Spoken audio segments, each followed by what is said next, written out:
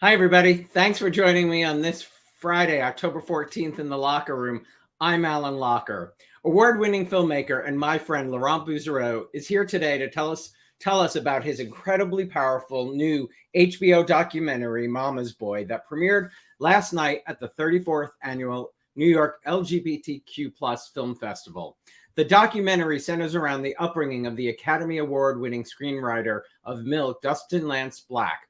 Traveling back to the places where he grew up, Black explores his childhood roots, gay identity, and close relationship with his mother, who overcame childhood polio, abusive marriages, and Mormon dogma while becoming Black's emotional rock and ultimately the inspiration for his activism. With a wealth of personal photographs and candid memories from Black's family, colleagues, and friends, Mama's Boy embraces the personal to tell a universally hopeful tale of resilience and reconciliation through the power of love and shared stories. Adapted from Black's 2019 memoir, Mama's Boy, A Story from Our Americas, the documentary is a provocative and powerful journey through America, as well as a moving tribute to a mother's courage and a reckoning with the strength she instilled in her son to fight for his beliefs. The film features interviews with screenwriter Dustin Lance Black, members of Black's extended family, his husband, Olympic gold medalist Tom Daley, filmmaker Paris Barkley, former president of the Human Rights Campaign, and executive director of Equality Utah. Mama's Boy premieres on HBO on Tuesday, October 18th at 9 p.m. Eastern, 6 p.m. Pacific. Please welcome to the Locher Room, Laurent Bouzereau. Hello, Hello, Laurent. man. Oh my God. I'm so happy to see you, man. I'm very happy to see you. Thank you so much for doing this. As I told you after wiping many tears from my face, the film is absolutely amazing and had such an incredible, powerful reaction last night. Yeah, well, first of all, thank you for having me on. I've been following your success and it's just so nice to see you and to be invited. I'm gonna be, I mean, geeking out on all the celebrities you've been hanging out with. Uh, but yeah, the reaction, knock on wood, I don't want to sound too optimistic or overly optimistic, but the public is ultimately who this is for. And yesterday the screening was for the public, and the reactions were so powerful and so heartfelt that I felt mission accomplished, right? So I'm just going to hang on to that and move on to my next project. Well, you and I have known each other for 30 years, but we reconnected during the pandemic. And I remember you telling me I should pick up Lance's book. Tell me what you connected to in the book that drove you into wanting to turn it into a documentary. Well, when the book came out, I was actually in New York working on West Side Story, the Spielberg film. I was doing a documentary on the film and writing a book on the film as well. And so my husband and I rented an apartment in New York, and I was walking on the streets one weekend, and I saw this book, and of course I knew who Lance was, and it just took me a second to pick it up and read it cover to cover, like literally in the space of a day or two over a weekend. And I was blown away. Now, it was a very interesting moment in my so-called career, because I was finishing up my film on Natalie Wood for HBO and Amblin, and I was looking for something vastly different. Something that would be sorry, Okay. something that would be speaking to my own identity as a gay man. And I felt I would love to find the right story. And reading the book, I was blown away by how much I identified with the story, even though I was born a few years before. I'm not going to reveal how many years. I grew up in France, complete different, upbringing, and yet there was not even a sliver, but a mirror, a little bit, that was handed to me as I was reading the book, that I could identify with. And I'm like, wow, if I feel that way, many others will feel that way. And also, selfishly, from a cinematic standpoint, there was a very clear journey from Texas, this little kitchen, this little world, to the stage of the Oscars. So from a visual standpoint, I was just like, oh my God, I can go from the micro to the macro. I started getting really excited about that, and the wealth of archival material I could dwell on. So I was very excited, and I contacted Lance on Instagram. Yes, you slid into his DMs. Yeah, which was, I'm not a big, social media guy, but I was very grateful for it at that moment. And, having a personal connection like this, and he knew my name, which was extremely flattering, and knew my work. And so, He said it, in front of the audience last yeah. night. He's a big fan of your work. Yeah.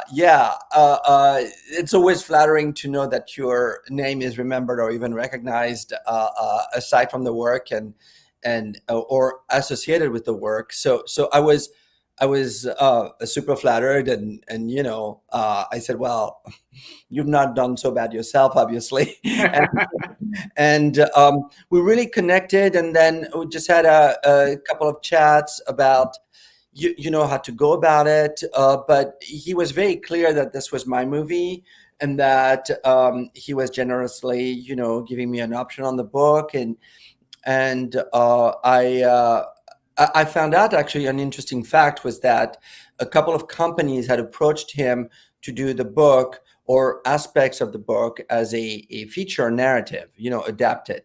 And so the first stop was, actually, Lance came to LA with his son and his husband. I got to meet them. We had a beautiful lunch at the Ivy at the Shore, and then we went to talk to Playtone, Tom Hanks's company, Gary Gutzman, and Steven Sherashian, who are producers on this film. And they said, Laurent, you're also part of the Amblin family, so it would only make sense to join forces. We went to Playtone because it was one of the companies that had expressed interest in doing the film as a feature. So Lance felt a debt of honor to them, first and foremost. Plus, he had done Big Love with them for HBO. So, I was following his lead at that point as well. And then we went to Amblin, and it was, and of course, let's make this film together. So it was Lance and Playtone and Amblin, and then LD Entertainment. Mickey Lydell, who is an amazing producer. You can list his credits. Is he the gentleman who read your speech last night? Yeah. I really think he was sitting next to my husband and I at dinner. That's possible, yeah. He has produced amazing movies like Judy, Jackie. He does all the great women who start with a J.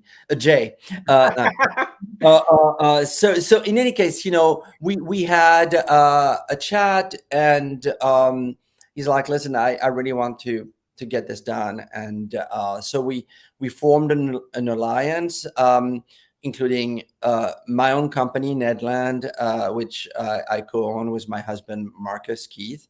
And within days, we had a schedule, and we left. We had 14 days of shooting, and we literally shot in the order in which the film evolves, because I wanted to recreate that journey, not only for Lance, but for myself, so that I could embrace the narrative and that micro to macro thing that I described. And it went amazing. It was in June, during a little bit of a dip in COVID. we didn't have any cases. We were super safe, and it was really flawless, albeit difficult because we were, and I took that for granted a little bit at the beginning that, oh, I'm doing a movie and Lance is on board and everybody's happy. Well, we were going to very dark places, going back to the place where, he and his mom and his brothers, experienced abuse Mm-hmm. and that takes a toll on someone also having to be interviewed at the same time. I have my producer's hat on. I only have 14 days. We have plane to catch. Let's go. And at some point I had to really sort of cool down and be more of a nurturer toward Lance and his family. Actually, everybody who was being interviewed was devastated about. We knew at some point we were going to talk about loss, so you go into it and you talk about maybe like some of the happier time, and then you eventually get to the sadness, to the trauma, to all that stuff. So and needless to say, on the other side of the camera, we're all crying. I'm crying. I can only imagine. I have to just pause though. Yeah. 14 days. I want people watching when they watch the movie, because it really, I know it's a documentary. It's not a narrative. So I get that, but it's still in the scope of what you put together does not feel like that could have all been done in 14 days for some reason in my eyes. And also, going back to what you said about Lance said to you, this is your movie. How, that must have been a really nice, I don't even know the right word, but like having, he knew your work. I know that. So like that he really put all of his trust in you. Yeah, he did. I mean, sometimes that's empowering and sometimes it's very scary because people say that and then they watch the cut and they freak out, or there's a reconsideration of some sort, and this didn't happen, luckily. And I've had challenging screenings in the past with real people I've done films about. Never something that turned against the project, but things that are very difficult to. Let me sensitive. My mail so that you don't get that ringing. You're very popular. I don't know about that, but so it's always difficult, to show someone their life story, and especially when it has left such big scars. And it was no different when I did, Natalie Wood with, her daughters and with RJ Wagner, and because we had to go to some very, very sensitive, dark places. It was empowering, but it's always, I tend to take one step and one day at a time, because I want to make sure that while Lance was never going to impose anything on me, I also wanted to do really good by him. I can't claim to be the expert on everything that he did, and on sort of like the political underlining of the film and the religious aspect. I wanted to make sure that there were no falsities or anything that I edited that felt wrong. So sharing it with him was very important, and to get at the very least his blessing on the on facts and on everything that was put together was accurate. And he was a great guide, where he would say something, I've done some better speeches that you should look at, and here's the person here, I have a better picture. So he was really great, as were all of my partners on the film.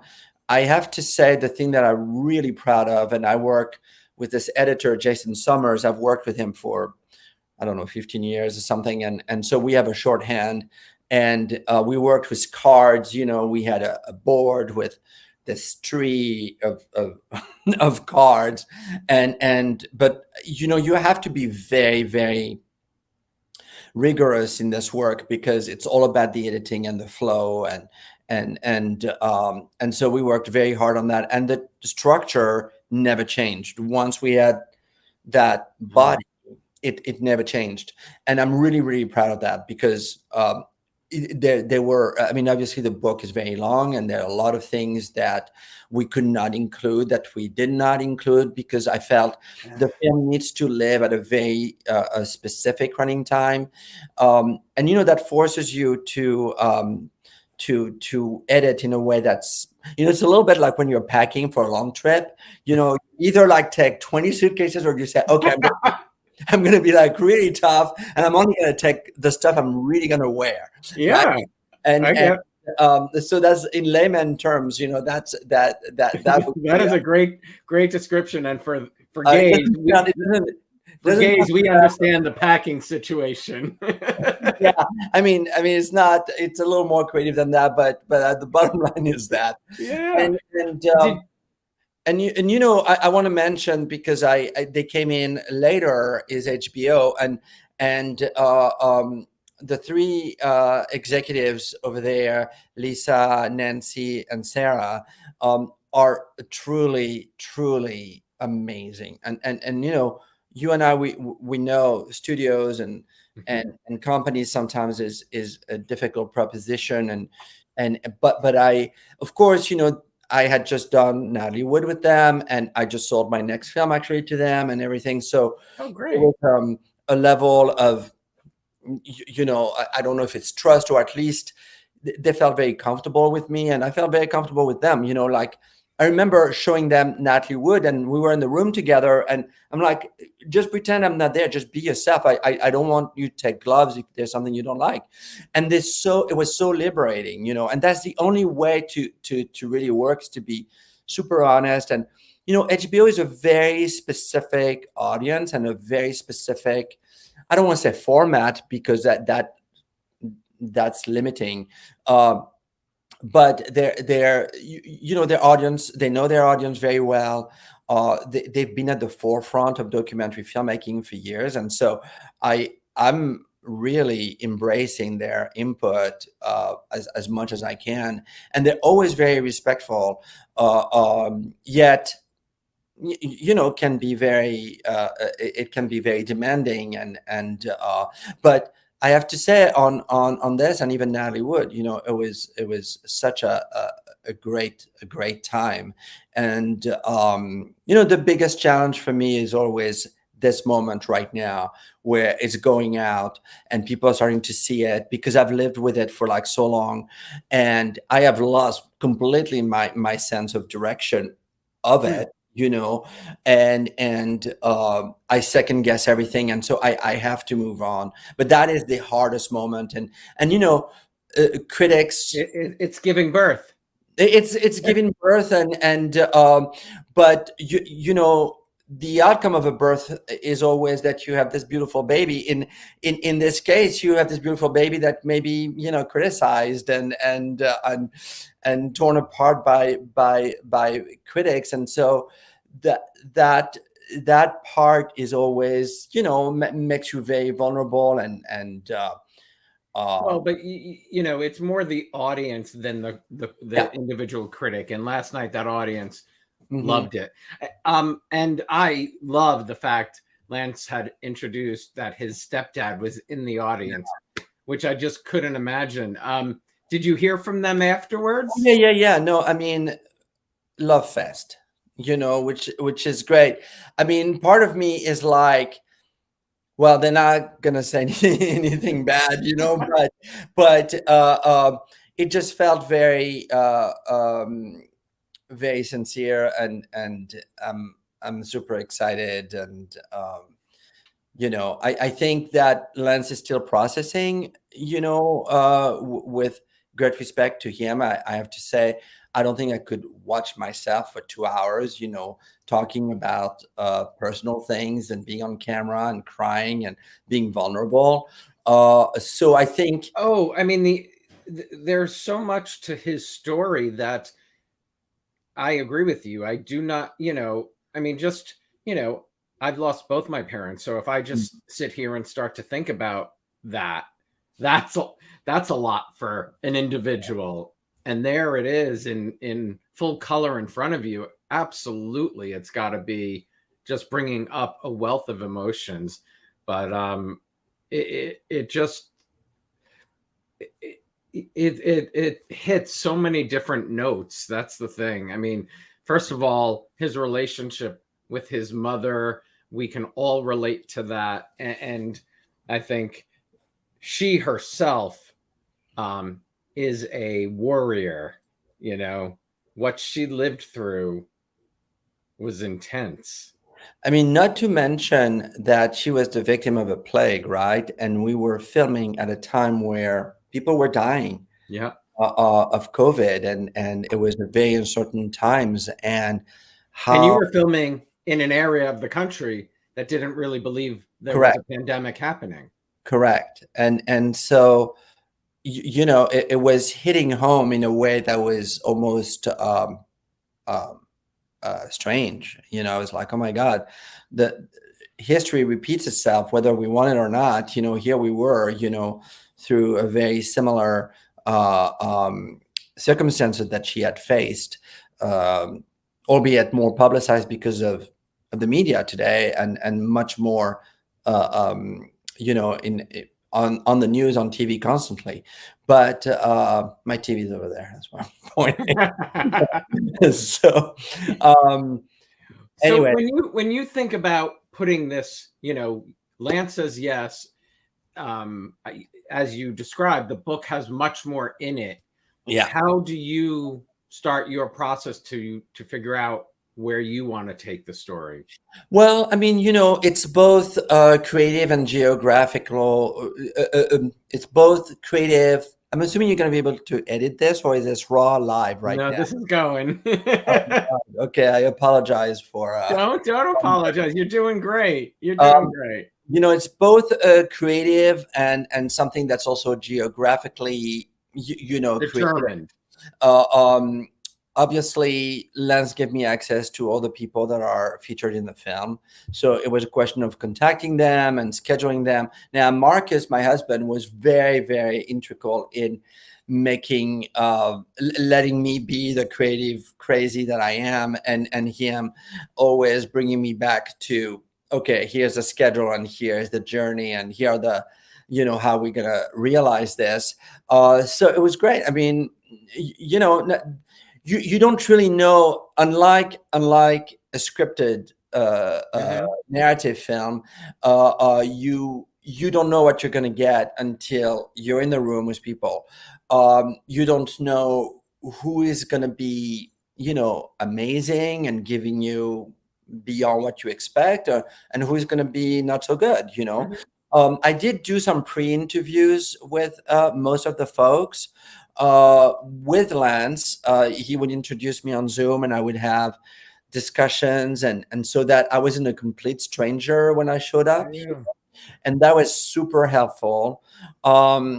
But most of them, if not all of them, I mean, aside from Paris Barclay and people, once you get to the Hollywood aspect, had never been on camera. So I mean, I hate being like, even seeing myself right now is like, so I just can't imagine what that's like. Yeah, they're Yeah. not used to that. And again, in their environment, their homes, and I mean, you want to be super respectful, and I always am, but at the same time, there's always that ticking clock in your brain about budget and about the next flight that you're gonna miss and all that. But it went flawlessly. Again, I think we were super organized, and I think the fact that we were so afraid of COVID and catching it and having to stop production, which would have been a disaster, that we kind of kept going because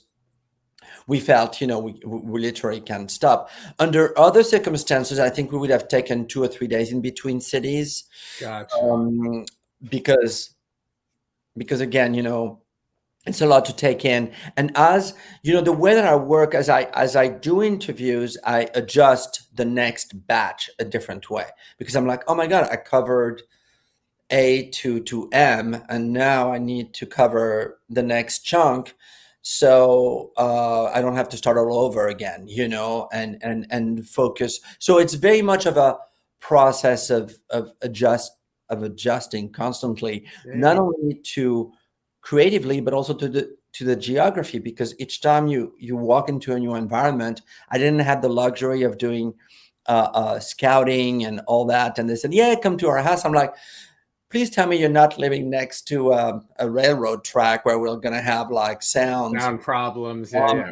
Or an airport. Yeah. or a construction site next door, or a house being hammered or something. So, Yeah. so you constantly, and people who've never made a movie, they don't understand that could be a problem. I mean, it could derail you completely. Yeah, so there was a bit of a discovery each time, and again, luckily we were blessed with, I don't know, our good intentions, and rewarded with 14 days that went flawlessly. And I have to say, and I can talk about it because he's talked about it in the press. Lance had a bit of a moment in within 2 or 3 days, because it was so hard, and it sort of, helped me readjust and be less. I tend to be very, frantic in the best sense of the word, and Yeah, you're trying to make a great project. You're in in director the mode. zone, and when I'm focused, and I hope I don't sound like, overly important but it's like literally when I sit across someone, particularly like this, I get into a zone where I cannot see or hear anything else but that. And I'm channeling their energy and their emotions. And I get really upset when the press says, "Oh, this is a documentary with talking heads." When I read that word, I get horrified. I said, "That's not a talking head. That's a close up into someone's emotions." When you watch a movie and you have a close up on someone, you don't say, "Oh, there's some great shots in the movie and a lot of talking heads." You don't know, there's a lot of close ups in the movie. So for me, the word talking heads is like, the worst possible way of describing the kind of. Well, I'm going to tell you, I just heard this, Whoopi Goldberg was talking about, somebody made a comment about her looks in a movie recently. Mm-hmm. And it was, it was a critic, who I think said something like it was makeup, but it was actually her weight. Wow. It was, and it's just people who don't have experience of seeing, correct. You're talking about it's a talking head. You don't know if those critics have ever watched another documentary and they're getting to review your film. Yeah, no, I mean, and for me, I'm offended only because, you take such great care at framing the shots. I mean, again, like, we work so hard. We have the best DPs. You don't necessarily notice it, but I have, because the first interview really takes place in that kitchen and there's turquoise. We try to have turquoise in every shot of the family members so that they're, kind of united, even though you don't notice it. And we even did some work on the colors in post, so the color wasn't there when we shot, but I added it. Like the shots of Jeff, for example, the window, I was able to do it like very subtly, but it echoes the kitchen from the beginning. And that's a way to connect people. So there is so much hard work that goes into even the selection of pictures. And we worked with this graphic house out of London, of all things, and it was, I wanted wood and material behind the photos, because I wanted to not just it be a photo. I wanted it to connect to that humble beginning, that it's all about, raw, rough material.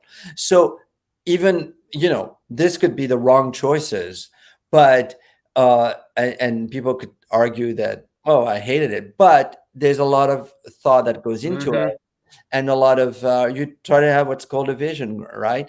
And for better or for worse. And I'm not saying I'm right. I'm just saying that that's how I approach everything. So I never approach talking to talent as just a talking head and a shot. I want them to really give me, and this is going to sound wrong, but a performance, and to be at ease with me, and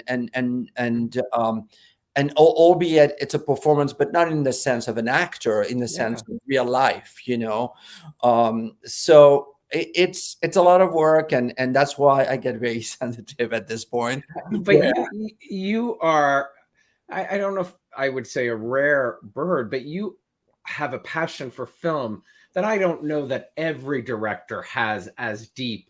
Yours started so young, which I'm going to get to in a minute because I want to talk about that. But I want to know two things. I want to know, first, do you have a favorite part of the film? Okay, that's such a good question. You gave me shivers because I haven't thought about it that way. But you know, I mean, obviously, the micro stories are for me the most emotional. The talk about the loss of his brother and the talk about the loss of his mom.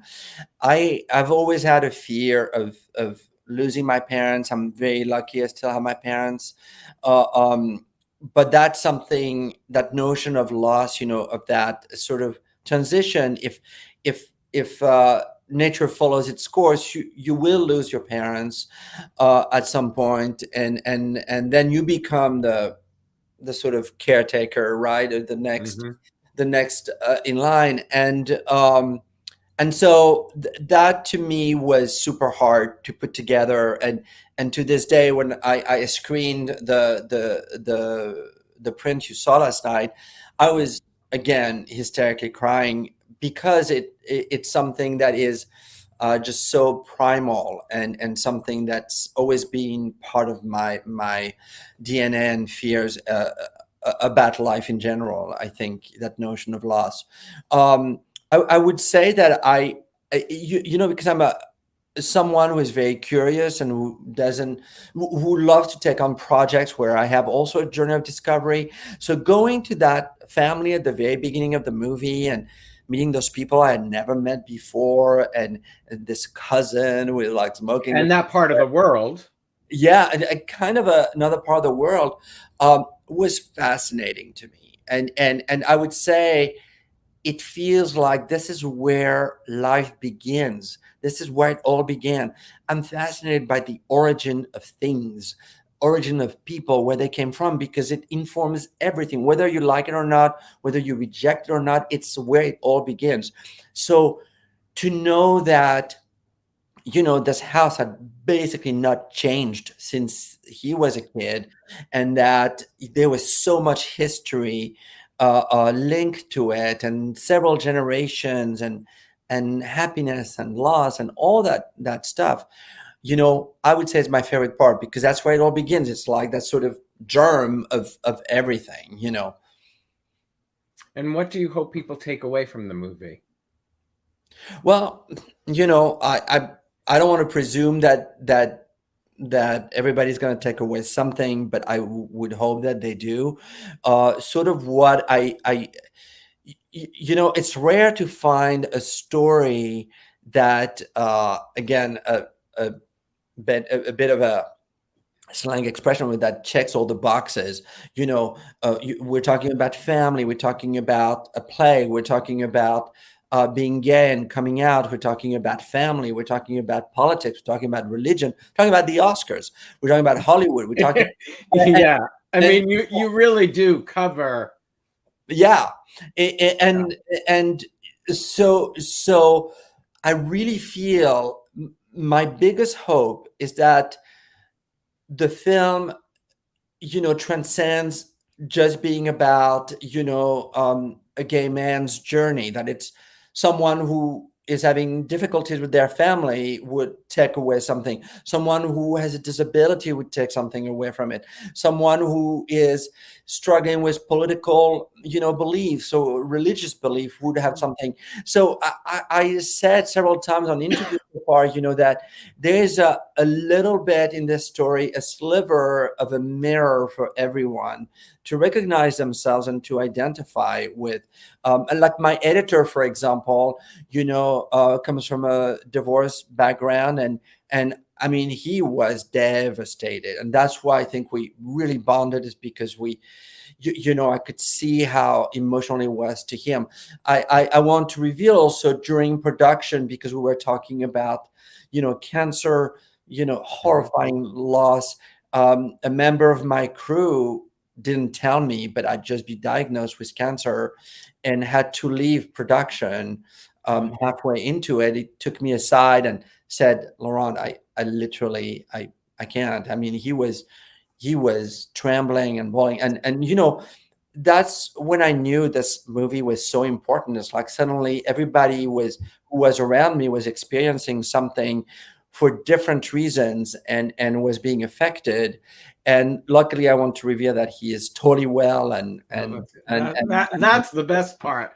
That's yeah, the best part. I can't totally wait for people to see this, and I can't wait for you to really experience the reactions, because I think you are so on the money with, there is, I mean, talk about the resilience that Lance's mom displays, displayed throughout her life, his brother's life story, Lance's life, there is really something for everyone. I really love how you said that, but I really think you'll hear how this affected a lot of people. I really do think you're gonna.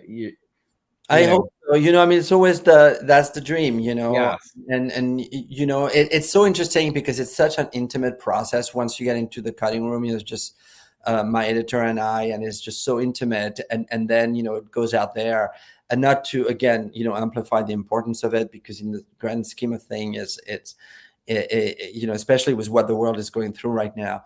But I really hope that it makes a difference, even if it just touches one person and makes a difference for one person. I think Mickey was telling me, one of my producers, Mickey Lydell, was saying that a gentleman who came as a guest, came up to him and said, "Oh my God, I want to be an activist.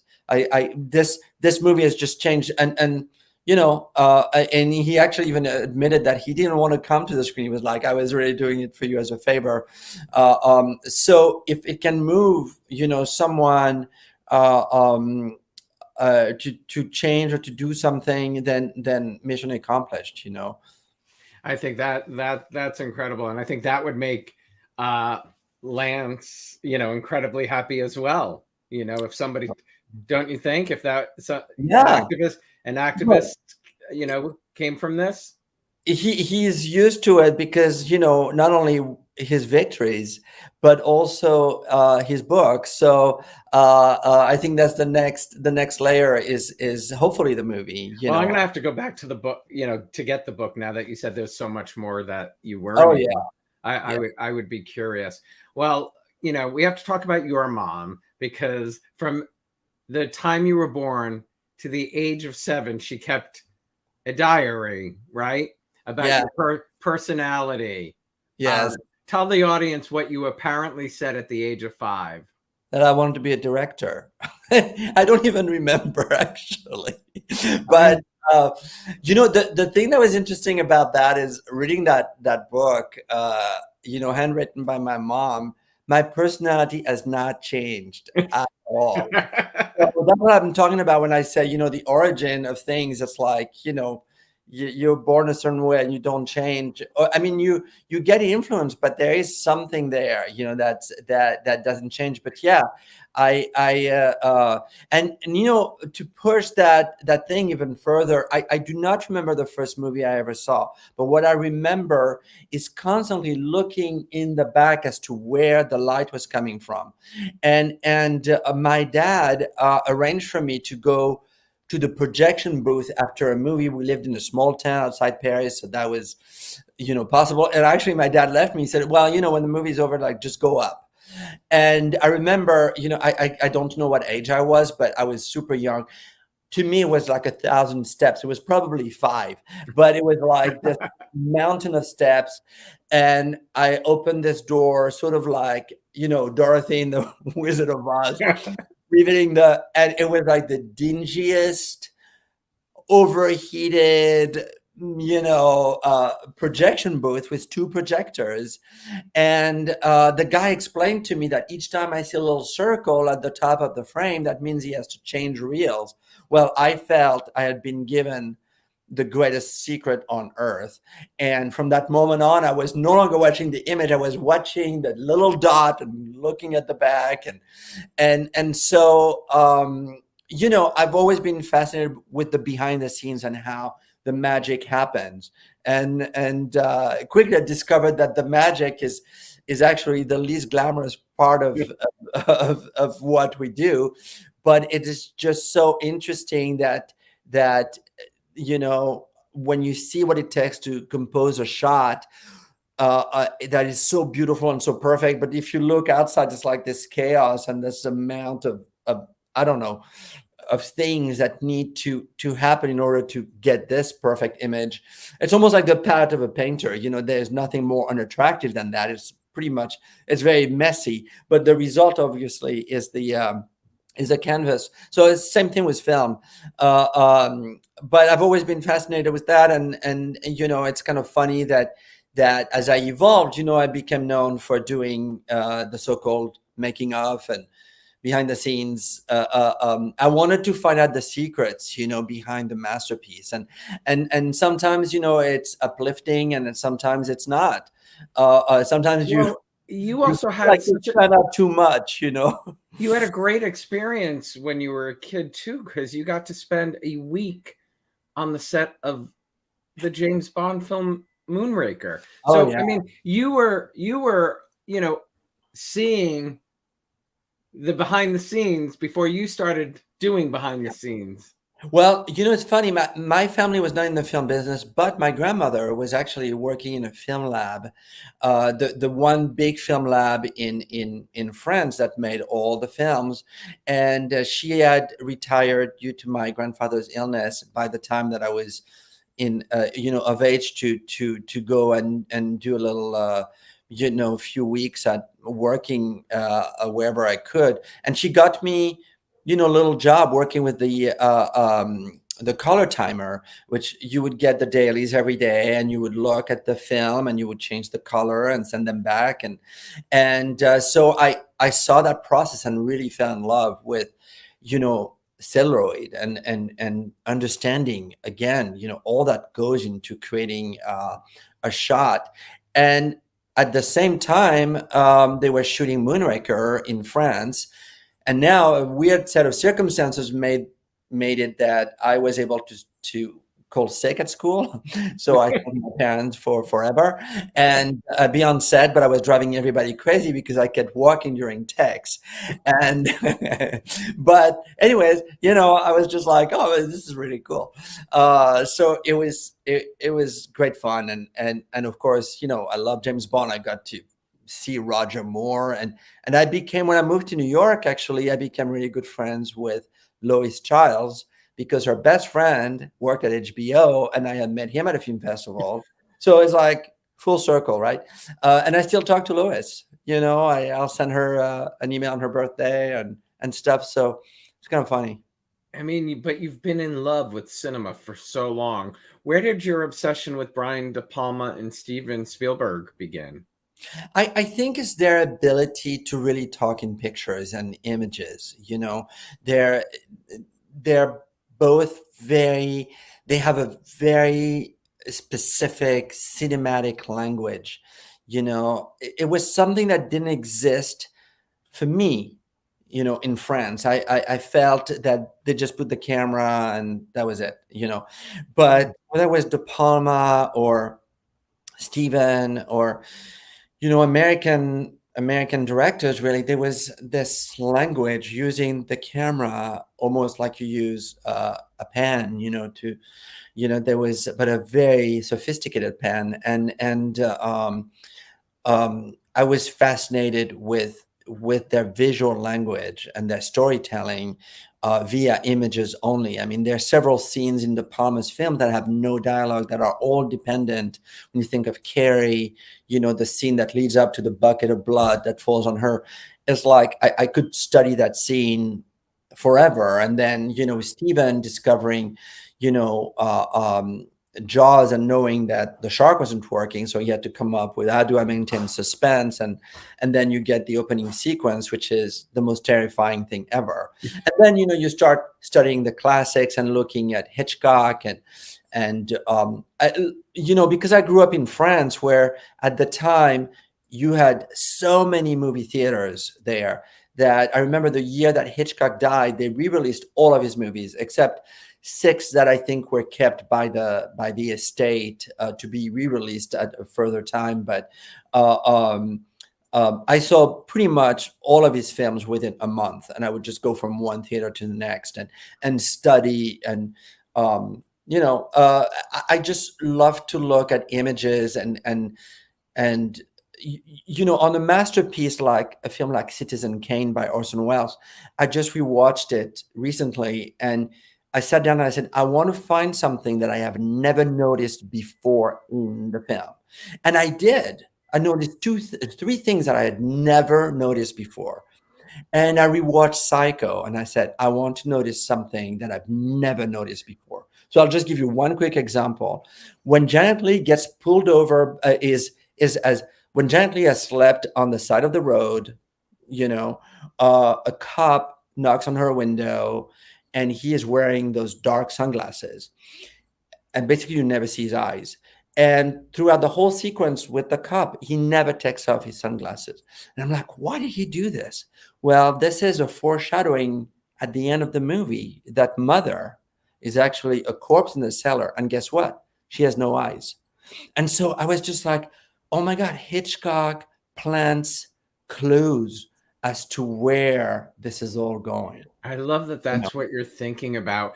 I mean, is it even possible to ask you this question? Do you know what film you have seen the most over and over again? No, but I would say that among the top would probably be anything by Steven, anything by De Palma, anything by Hitchcock, David Lean, and a lot of disaster movies of the 70s. I had this love for Poseidon Adventure, you love? Towering Inferno and Earthquake. I'm obsessed. I actually have a pretty impressive collection of those lobby cars and those gigantic posters with like all the little pictures of all the stars lined up. It was a spectacle for me, and I think when I saw those films, there was an element of spectacle that was like giant, and yes, they're upsetting stories because they're all about human tragedy. But I always looked at more the technical side of them, and I wanted to recreate those gigantic scenes. I obviously failed miserably, but I got to really get a love for the sort of artificial spectacle that cinema was for me. French and a lot of European cinema felt too real. And today, as I'm getting older, I look back at those movies and I can appreciate them more. But at that time when I'm, forming my taste, it was all about the illusion. How do you create an illusion? How do you create artifice? And cinema is exciting stuff with all the dull pits, all the dull bits taken out, right? That's what Hitchcock said. And so you have this condensed version of what a certain life or a certain thing could be. Anyways, it's my own kind of. Yeah, I'm curious. Is the Laurent Bouzereau I'm speaking with today just as excited by cinema as you were as that young kid in France? Um, you know, wow, you're asking me all the tough questions today. Um, uh, I'm as excited about creating stuff, whether it be documentaries, films. I love writing books. Uh, um, I would say that the love I had for the films I discovered during my formative years is intact. I don't have the same desire to see, I watch all the new stuff, but I don't have the same pinch, that I had. And I think that's something that has to do with how you associate your discovery of things. I'll give you an example. When I saw Superman the movie with Christopher Reeve, it was, you had never seen something like this before. I walked in and I was just like, I literally thought I could fly coming out of the theater. We all did, I think. All did, right? But so I can get as excited about another Superman movie, and it's not saying that it's a bad movie, because there's some great Batman Superman movies being made. Yeah. But it's not the same for me. It's that first.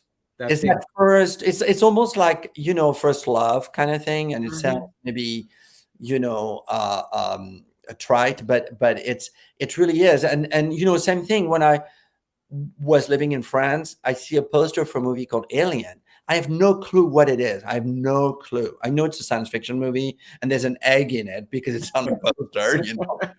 And so can you imagine you walk in and you see that film, and then the chest buster comes out, and then you're like, well, where does it go from there? I mean, and I feel like today that's kind of lost. That surprise, that element of just go and experience something. You may not like it, you may like it, it may be the worst experience of your life, or it may be the best, but just go see it. That's kind of gone. You don't even line up for things anymore. There was something very romantic and very exciting about lining up for a movie for 2 hours.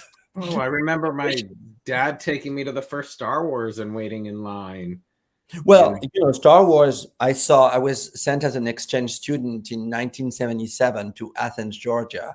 And they took me to see Star Wars. Again, same thing. I had no idea what it was. No idea.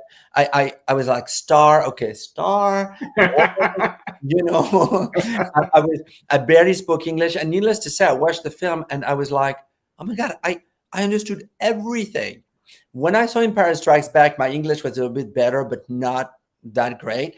And when Darth Vader says, I'm your father, I'm like, I'm sure I didn't understand this correctly. I was just like, there's just no way. So that is a great story that you need to tell all the time. So if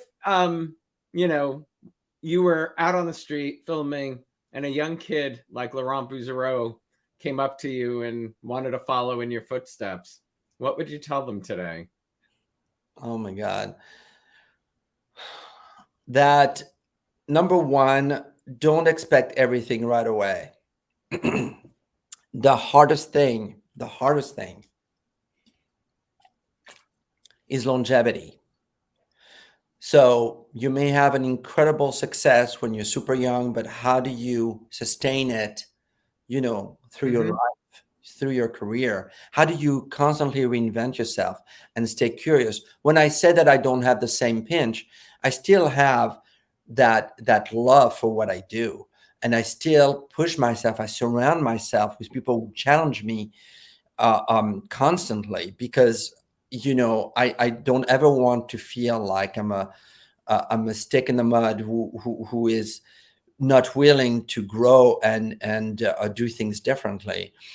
So I would say, and really learn and embrace what came before. Study the classics, and you don't have to study all of them. Just pick out the ones you love, that you would like, that speak to your sensibility. Because those films and those television shows or whatever were done, again, that origin thing that I was talking about, at a time where the language of film was still forming, and it took a while, because, it was all black and white, and then color came, and then different formats. So it kept evolving and growing. So if you don't understand that origin of where it all came from and how the language evolved, you're just going to parachute into something that you don't understand. And you're going to do things only for yourself. And you have to think of, if you're interested in sharing that work, that you have to do it for others, so you can't just, for me, I felt like I need to know everything I can about every single movie. I wanted to have that encyclopedic kind of knowledge, because I was not gonna be the guy who didn't know that Hitchcock did Psycho or whatever, So it's that's the kind of advice I would say, and probably said to me, "You're an old cadre, goodbye." You mentioned earlier that they optioned another project of yours. Can you Yeah. share what that is? You'll have to bring me back to talk. I will, absolutely. Absolutely. So yeah, no, I actually just got very lucky. I just set up 3 pretty big projects across town and platforms, and I'm very, very excited to get them all going kind of at the same time, and to come back to the locker room and do more. Well, I will appreciate that for sure. I know you did some work for Steven Fableman's coming out, right? Yeah. The film is so great. So I've heard wonderful things. I can't wait to see it. Yeah. Laurent, my friend, a delight to speak with you. Please, if you're in New York, let me know. And we may be coming your way late November, December. So I can't wait. Take care, and thank you so much for your interest and your friendship. And you're so welcome, my friend. Congratulations on the success. Take care, and yours. Bye-bye. Bye, honey. Thanks, everybody, for joining today. Please, please, please watch Mama's Boy Tuesday night, October 18th at 9 p.m. Eastern, 6 p.m. Pacific. Join me. I will see you next week. Sorry, on October 20th. Michael O'Leary will join me live right here. Have a great weekend. Stay safe, everybody. Bye.